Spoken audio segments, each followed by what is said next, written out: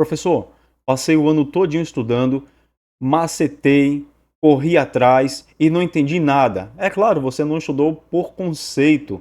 A filosofia estuda por conceito cada tema.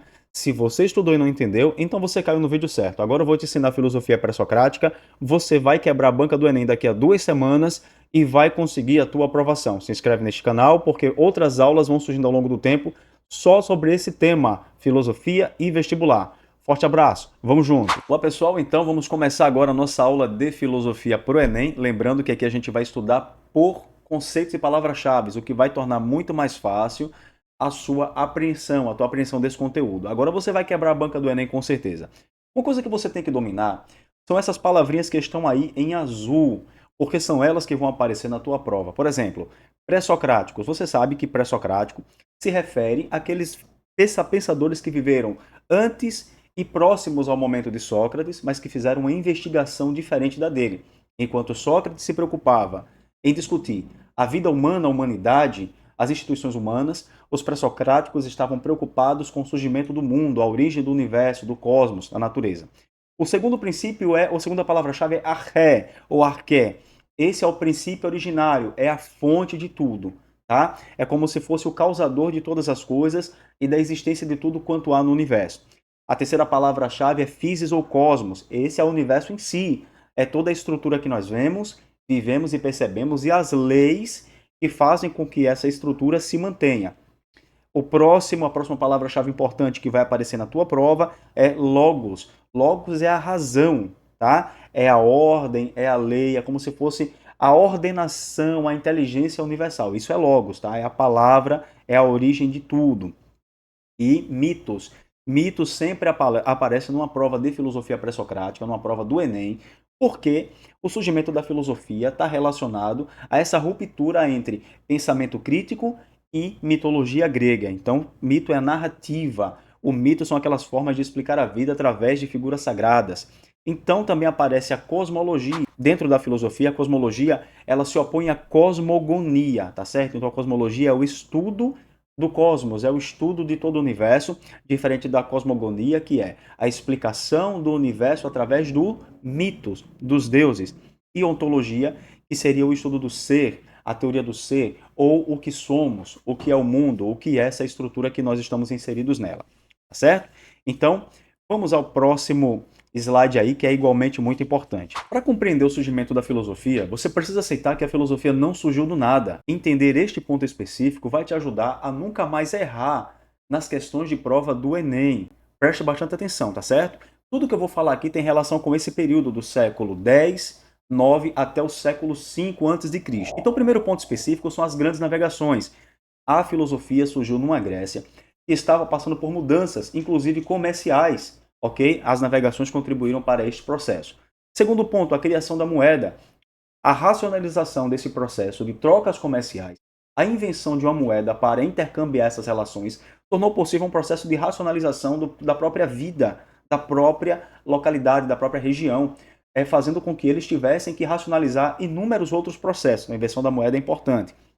As trocas culturais, vocês podem ver nesse vaso de cerâmica que eu estou mostrando agora, possibilitou também a troca de informações, de influência, de filosofia. Mais à frente você vai entender que Pitágoras, por exemplo, ele apesar de ser grego, ele estudou no Egito. Por quê? Porque havia uma interconexão cultural e muito que havia na filosofia egípcia ele levou para a Grécia. Então, intercâmbio cultural é importante. A invenção da escrita também. Passar da comunicação da informação pela oralidade para a comunicação escrita é um processo que moldou o pensamento dos gregos naquela época e que levou ao surgimento de um processo de crítica em relação à vida, aos deuses, à sociedade. Então, a invenção da escrita é igualmente importante. E isso engendrou lá na Grécia, ocasionando o surgimento da política, o fortalecimento dessas instituições políticas, de todo esse processo de debates e o surgimento da filosofia como uma forma de expressão do pensamento, da linguagem, para resolver os problemas da vida. O surgimento da polis nasce, então, nesse processo. Com isso, você vai conseguir resolver questões como essas que estão aparecendo aí na tua tela neste momento, tá certo? Então, mantenha o foco e vamos adiante. Gente, para entender ainda mais essa relação com a filosofia pré-socrática, você tem que separar o mito da filosofia. Saibam que a relação mitológica existente na Grécia, lá na época antiga, no século X, século VII, por aí, era uma relação de extrema opressão dos deuses em relação à vida das pessoas. Vocês conseguem ver aqui nessa imagem, tá? Que é o castigo que foi imposto por aquele que tentou roubar o fogo dos deuses. Então veja que situação. A opressão imposta aos homens, ela era o resultado de uma ação, de uma interveniência dos deuses na vida humana e na própria natureza.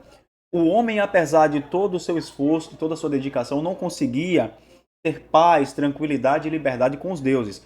Então, a única razão naquele momento era o homem se opor à divindade através da luta, e a própria mitologia grega dava abertura para que o homem reivindicasse, tá? Então, o surgimento da filosofia, ele é uma resposta ao problema da própria mitologia, da própria cultura grega. As três perguntas, então, fizeram com que toda a sociedade ocidental se modificasse. A primeira pergunta seria: como surgiu o cosmos? A segunda pergunta: quais são as fases e os momentos da sua geração? E a terceira pergunta é: quais são as forças originárias que agem no processo? Essa é a pergunta, são as perguntas de ouro da filosofia pré-socrática. E os caras que fizeram estas perguntas são esses aqui. Tales de Mileto, que buscou explicar a origem do mundo e do cosmos através da água. Lembrando, gente, essa é considerada a escola jônica. Na Jônia, Jônia era ali uma região próxima à Turquia, que reunia cerca de 10 cidades-estados ou 10 províncias, mais ou menos isso, tá bom? Anaximandro de Mileto foi o discípulo do Tales e ele propôs que, na verdade, o apeiron, ou indeterminado, o infinito, é a origem do cosmos. Anaximenes já foi discípulo de Anaximandro e ele vai propor uma substância física também como arqué, como princípio e origem do universo, o A. Para ele, o A é a fonte da vida. E aí nós temos Heráclito também, que propõe o fogo como fonte e como transformação e explicação para o mundo existente, tá? Com Heráclito, então você tem a origem, você dá origem aí à dialética, o homem não pode mais pisar no mesmo rio duas vezes, por quê? Porque o mundo está sempre mudando. E para conhecer o mundo, eu tenho que conhecer a partir dessas mudanças. É isso? A filosofia pré-socrática é feita de muitas escolas de pensamento. E estes aqui são os pitagóricos. Pitágoras, ele é o cara conhecido tanto pela matemática quanto pela filosofia. Mas na filosofia, a principal proposta dele foi a seguinte: tudo é composto por números.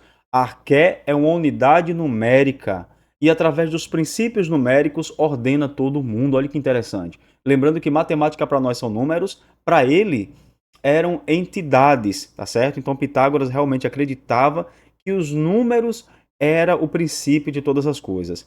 Um outro pitagórico importante foi esse Filolau de Crotona. O primeiro cara conhecido a propor a tese do heliocentrismo. Pega isso aí, tá? Heliocentrismo antecedente, harmonia das esferas.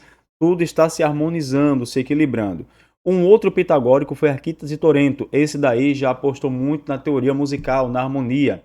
E a música, ela harmoniza as coisas dentro do universo em todas as suas proporções. Vamos aqui a um outro conjunto de pensadores que também teve a sua importância na história da filosofia pré-socrática. Gente, a filosofia eleática é o lugar que o filho chora e mãe não vê. Eu nunca vi tanto aluno reclamando destes caras aí, ó. Estes caras reclamam, sabe, o povo reclama demais desses caras. Mas veja, a filosofia eleática, ela já tem uma pegada um pouco diferenciada das anteriores, porque visa a um objeto como princípio fundador que não era realmente assim físico ou tão presente no cotidiano das pessoas, tá certo? Então, a primeira crítica à cultura grega do mundo antigo foi feita por Xenófanes de Colofão, ou de Colófon, onde ele começa a criticar a religião, propondo uma espécie de monoteísmo, tá? Importante mesmo para a tua prova, e antes disso, se inscreva, por favor, ative o sininho, porque eu já vou postar um outro conteúdo para atender vocês, agora voltado para a questão da análise de questão de prova.